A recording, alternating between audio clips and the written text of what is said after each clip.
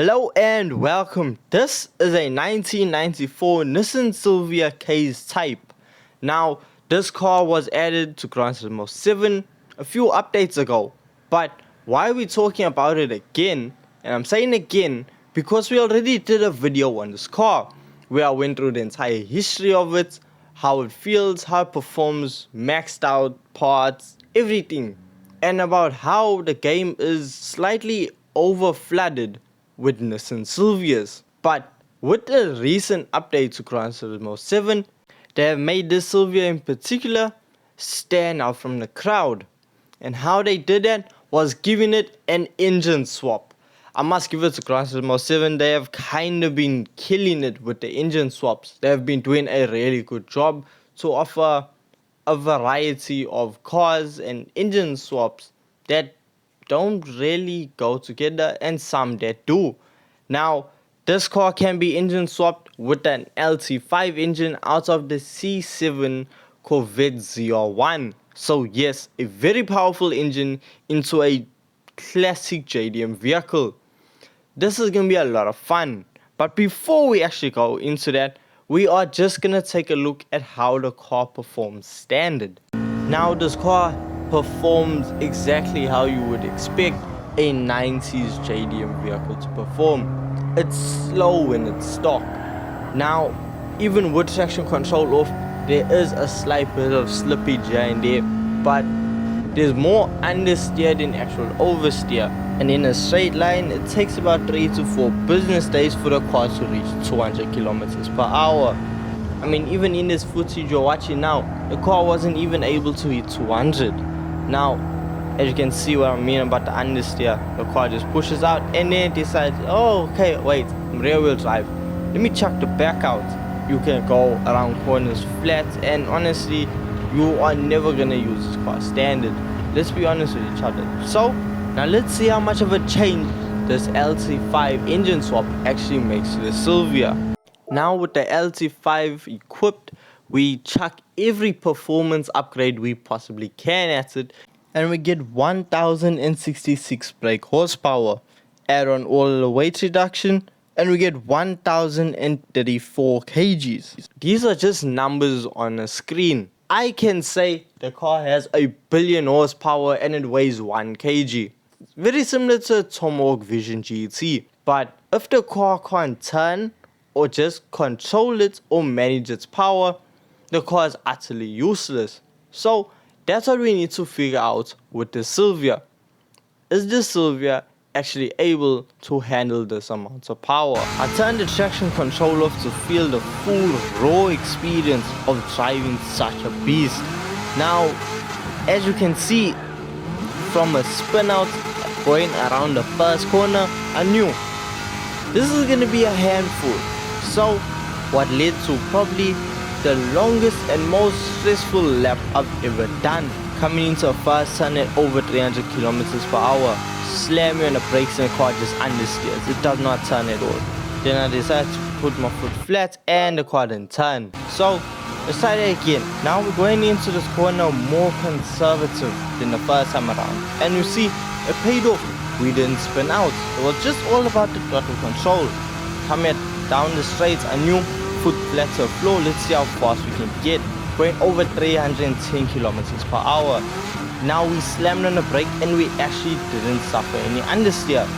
We suffered all the oversteer. We were able to control the slide with a bit of throttle control, and we came around the corner in one piece.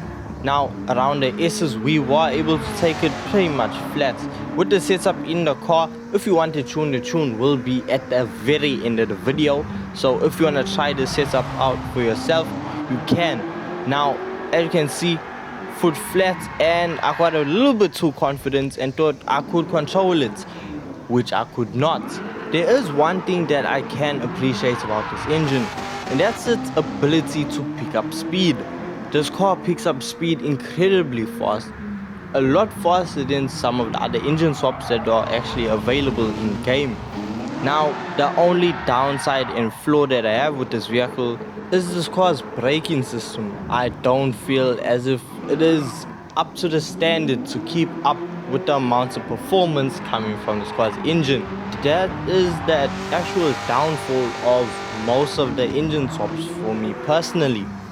Now, you could just change how you drive, brake a whole lot earlier, and it should solve the problem. This car is very similar in performance and handling to the Toyota GT86. Now, I posted a video of it, I'll link it in the description down below if you want to go and check it out. In that video, I tested the car out and I saw, okay, and picked up to have this car and not completely fight with it and actually enjoy it. You need to set the traction level to level 1. Traction control needs to be set to level 1 in order for you to still have some slippage but still have the car under control to set a fast lap time. Now, if you set it any higher, it feels like the car is being restrained, like it's literally in shackles. And you don't want a car to perform like that. You want to feel the realness of the vehicle. You want to feel all of the car.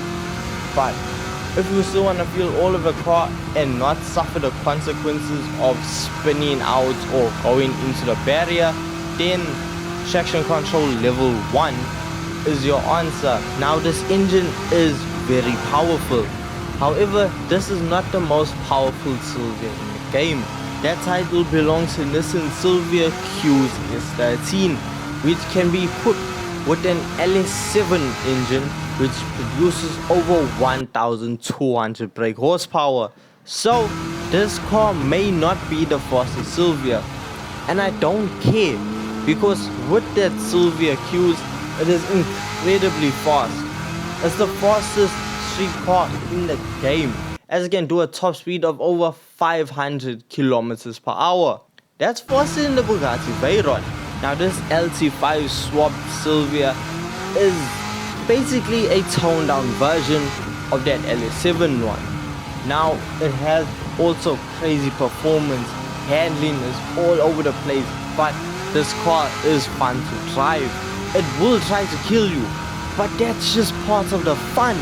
And I love that Gran Turismo 7 is giving us the opportunity. They're not saying, okay, look, this only goes with this. You can only experience this type of power output from this kind of vehicle. No, they're saying, look, take a Chevrolet engine and put it into a classic JDM vehicle. Yes, is it a dead trap? Yes. Is it gonna be fun? Yes. And this is what I really like and appreciate from Gran Turismo 7. They are showing us a fun side, and honestly, I'm all for it. I love seeing these crazy engine swaps, and it makes the game feel more alive. Now, is it easy to get these engine swaps? No. And that's what they actually need to fix. Even if it's just implementing these engine swaps into being able to purchase them for an incredibly high price, let us do it. Because trust me, a lot of people want to drive these cars, but you just aren't giving us the chance.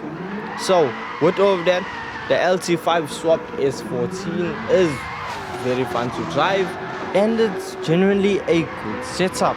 So with all of this being said, I hope you guys really did enjoy this video. Don't forget to leave a like and subscribe, and I'll see you in the next one. Peace.